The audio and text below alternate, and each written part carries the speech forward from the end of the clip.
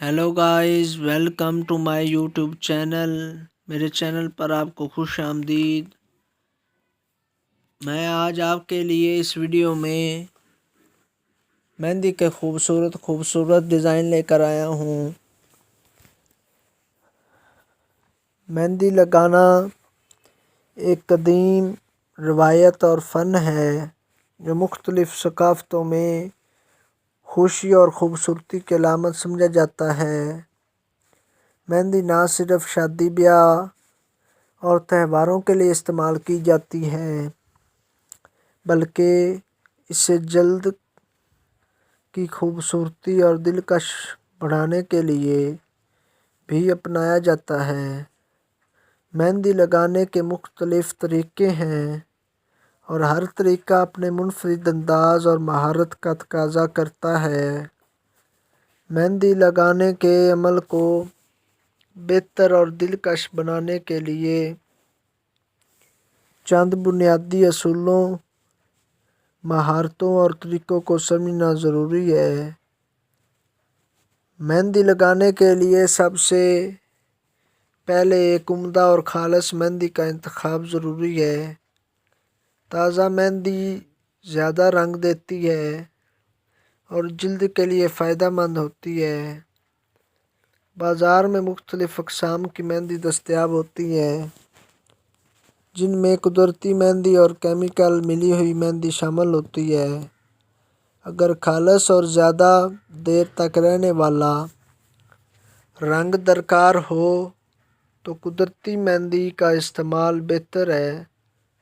मेहंदी का पेस्ट बनाने के लिए मेहंदी के पाउडर में नीम गर्म पानी, नींबू का रस, चीनी और चंद कतरे यूकलिप्टस ऑयल या लौंग का नींबू का रस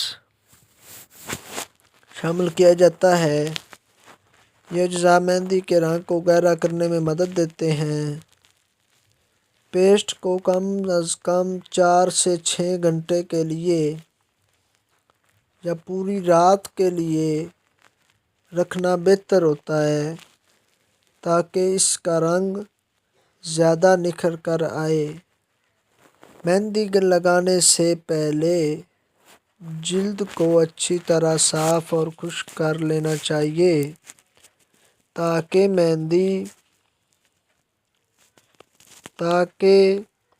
मेहंदी ज़्यादा देर तक टिकी रहे और उसका रंग बेहतर आए। अगर हाथों पर कोई क्रीम या तेल लगा हो तो उसे साफ़ कर लेना ज़रूरी है, क्योंकि चिकनी जिल्द मेहंदी के रंग को कम कर सकती है।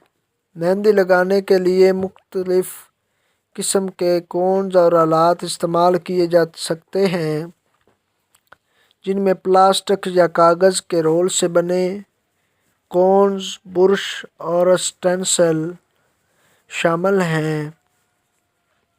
मेहंदी लगाने के लिए कई अहम तकनीकें ज़रूरी होती हैं और उनमें महारत हासिल करना ज़रूरी होता है। सबसे आसान तरीका जो है वो सादा लाइनों, नुक्तों और छोटे डिज़ाइन से शुरू होता है और इब्तिदा में आसान और बुनियादी डिज़ाइन पर प्रैक्टिस की जा सकती है और फिर आहिस्ता आहिस्ता पेचीदा डिज़ाइंस पर काम किया जा सकता है। मेहंदी लगाने के दौरान हाथ को ज़्यादा दबाव से बचाना चाहिए और इस तरह के डिज़ाइन ख़राब ना हो। मेहंदी के मुख्तलिफ़ मशहूर डिज़ाइन में अरबी डिज़ाइन, इंडियन डिज़ाइन, پاکستانی اور دیگر خلیجی وغیرہ شامل ہیں۔ عربی مہندی ڈیزائن یہ بڑے بڑے پھولوں اور کھلی جگہوں پر مشتمل ہوتے ہیں جو ہاتھ اور بازو پر خوبصورت لگتے ہیں۔ انڈین مہندی ڈیزائن اس طرح کا ہے۔ یہ باریک اور پیچیدہ ڈیزائن پر مشتمل ہوتا ہے جن میں دلہنوں اور اسی طرح ان میں باریک لائنوں کے ساتھ گہری نقش و نقوش شامل ہوتی ہے۔ مراکز مہندی ڈیزائن یہ جغرافیائی اشکال پر دستیاب ہوتا ہے اور دوسرے ڈیزائن کے مقابلے میں منفرد نظر آتے ہیں۔ خلیجی مہندی ڈیزائن کے اندر یہ سادہ لیکن دلکش ہوتے ہیں اور عام طور پر بڑی بڑی شکلوں پر مشتمل ہوتے ہیں۔ مہندی کا رنگ گہرا کرنے کے